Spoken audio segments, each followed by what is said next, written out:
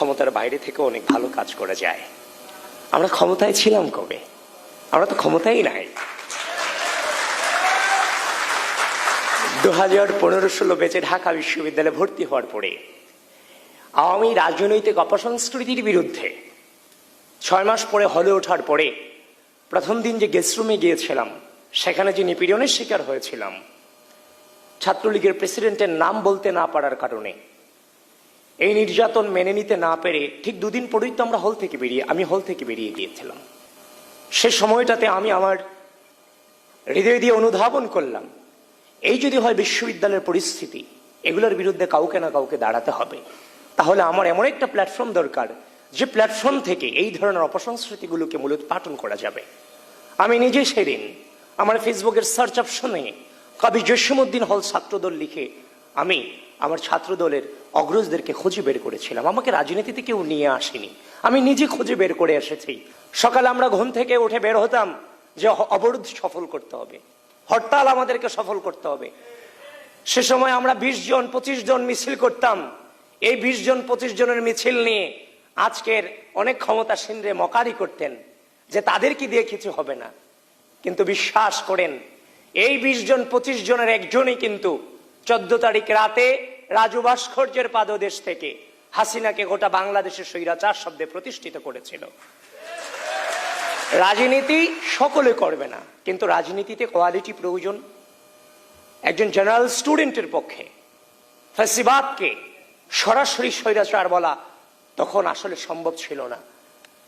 General স্টুডেন্টরা নেমে ছিল বলেই গণঅভ্যুত্থান সফল হয়েছিল।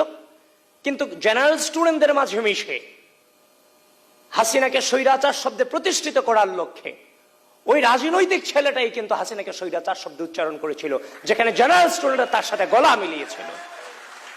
সুতরাং আমাদের কণ্ঠে আমরা হাসিনাকে স্বৈরাচার শব্দে প্রতিষ্ঠিত করেছি। এই দীর্ঘ পথ চলায় ডাকসু নির্বাচন ছিল একটা পরিস্থিতি মোকাবেলা করুন। আমরা আমাদের জায়গা থেকে ধৈর্যের সাথে এই রাষ্ট্রের স্বার্থে এই ডাকসু নির্বাচনকে মোকাবেলা করেছি। আমি ভিপি প্রার্থী হিসেবে নির্বাচন করেছি। আমি যতটা কি ফিল করে কি পরিস্থিতি মোকাবেলা করে আসছি, সেটা বাহির থেকে হয়তো আপনারা অনেকেই অনুধাবন করতে পারবেন না।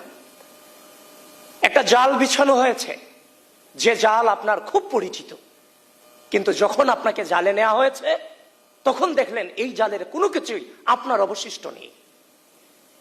যার প্রপার দৃষ্টান্ত ছিল নির্বাচনের সকালে আমাকে ভিলেন বানানো হলো, আমি ভোট কেন্দ্র দখলের জন্য গিয়েছি। এটা কখনোই মেইনস্ট্রিম মিডিয়া থেকে আমি এটা আশা করিনি।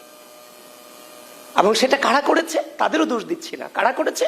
যে রিটার্নিং অফিসার আমাকে নিয়ে নির্বাচনী কেন্দ্র প্রদর্শন করেছেন, সেই রিটার্নিং কর্মকর্তারাই কিন্তু সাংবাদিকদেরকে বিভ্রান্ত করতে বাধ্য করেছেন। সুতরাং আপনারা বুঝতেই পারছেন ভিতরটা আমাদের জন্য কতটা ডিফিকাল্ট ছিল। বারবার যদি আপনাদের কাছে অভিযোগ করি, সেটাকে আপনাদের কাছেও শুনতে খারাপ লাগবে। এই জন্য পরিস্থিতিটা মোকাবেলা করে এসেছি। কিন্তু নির্বাচন শেষ হয়ে গেছে, তার মানে সবকিছু চুকিয়ে গেছে, ব্যাপারটা তা না। আমরা যে অসঙ্গতি পেয়েছি, সে অসঙ্গতিগুলো আমরা পেয়েছি, সেগুলো নিয়ে আমরা কিন্তু বাংলাদেশের যে নির্বাচনী কালচার, নেগেটিভ রেজাল্ট আসার পরে বিক্ষোভ করা, অবরোধ করা, মিছিল করা, বিশেষ করে 2019 সালে ডাকসু নির্বাচন পরবর্তী সময় ভিসি অফিস অবরুদ্ধ করা, আমরা কিন্তু বিশাল স্যাক্রিফাইসের মধ্য দিয়ে পূর্বের রাজনৈতিক সংস্কৃতিতে ফিরে না গিয়ে আমরা ধৈর্য ধারণ করেছি।